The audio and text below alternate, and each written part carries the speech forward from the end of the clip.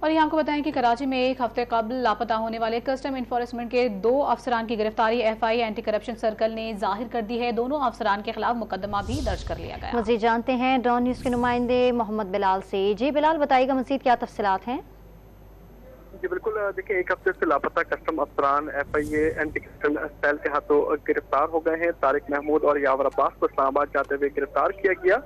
मुलजिमान कब्जे से 54 लाख रुपए $2,500 अमेरिकी डॉलर बरामद हुए हैं। मुलजिमान कब्जे से मुत्तहिदा अरब अमारात के 6,100 दरहम भी बरामद हुए। जबकि एफआईए काम की जानिब से बताया गया कि दोनों अफसरान को कस्टम में मेगा करप्शन स्कैंडल के तहत गिरफ्तार किया गया है। गैर मामूली करप्शन में पाकिस्तान कस्टम्स के दीगर अफसरान भी मुलव्वस हैं, जबकि ज़राए की जानिब से यही दावा किया गया है। जबकि मुलजिमान के खिलाफ एफआईए एंटी करप्शन सर्कल में मुकदमा नंबर 19/23 दर्ज कर लिया गया। मुलजिमान मुख्तलिफ कस्टम अफसरान के साथ मिलकर स्मगलिंग के एवज माफिया से करोड़ों रुपए वसूल करते रहे। जबकि कस्टम की चेक पोस्टों से माहाना की बुनियाद पर 40 से 60 मिलियन वसूल किए जाते थे। बहुत शुक्रिया आपका मोहम्मद बिलाल, तमाम तर तफसीलात से आगाह करने के लिए।